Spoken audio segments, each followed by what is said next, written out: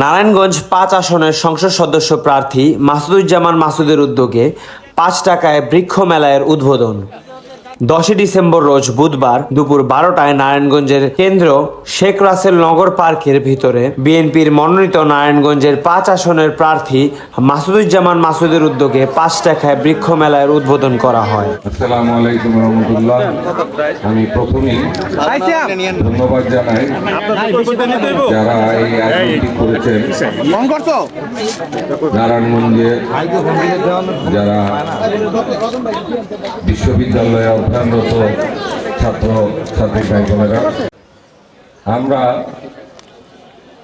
নারায়ণগঞ্জবাসী তথা বন্দর এবং নগরের নাগরিকরা আমরা আসলে কেমন নারায়ণগঞ্জ চাই।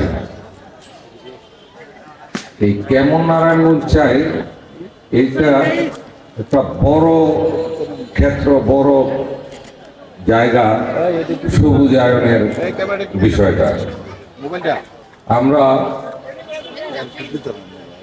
খেয়াল করে যদি দেখি,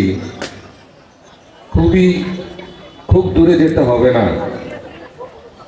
যদি ৩০ বছর আগের নারায়ণগঞ্জ শহরটাকে চিন্তা করি, অথবা ৪০ বছর আগের শহরটাকে আমরা যদি চিন্তা করে দেখি, সবুজে ঘেরা ছিল এই শহর, আশেপাশে সবুজে ভরপুর ছিল।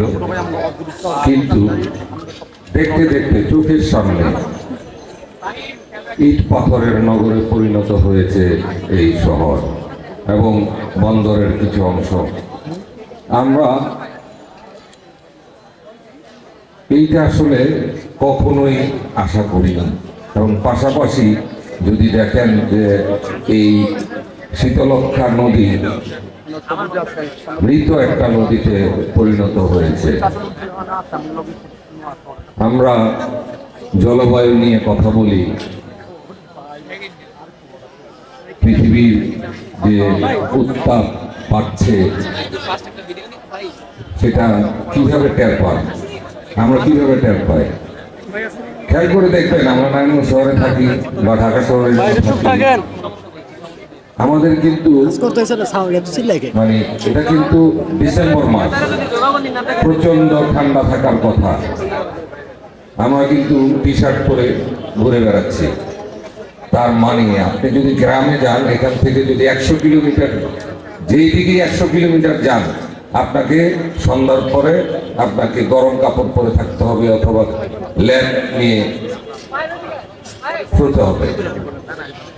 আমাদের অবস্থাটা আসলে এই যে গ্লোবাল ওয়ার্মিং আমাদেরকে আসলে কোন দিকে নিয়ে যাচ্ছে? এই যে প্রাকৃতিক দুর্যোগ বলেন, গত সিজনে আপনারা দেখেছেন যে মানে গত মাস পর্যন্ত বৃষ্টি হয়েছে, মানে ২৫ দিন আগেও বৃষ্টি হয়েছে। এই যে চেঞ্জ, ওয়েদার যে চেঞ্জ হয়ে যাচ্ছে, আসলে এটা একটা অশনি সংকেত, বিপদ সংকেত। এইটা থেকে যদি আমরা উত্তরণ পেতে চাই, তাহলে আমাদের গ্লোবাল ওয়ার্মিংটাকে কেয়ার করতে হবে, এটাকে কমাতে হবে, এটাকে নিচে নামিয়ে আনতে হবে।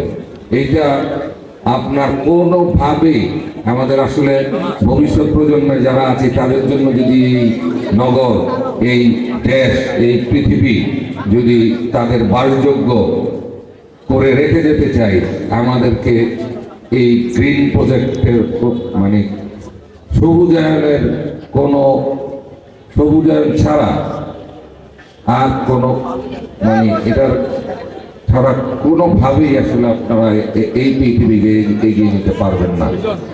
আমরা খেয়াল করে দেখি যে মানুষ আসলে দিনে দিনে আপনার সবাই আসলে ওই মেশিনের মতো হয়ে যাচ্ছে, শহরের মানুষগুলো। আমরা শুধু বাস্তবটা দেখছি, আমরা ভবিষ্যৎটা দেখছি না। আমাদের দেখা উচিত আমাদের ভবিষ্যৎ।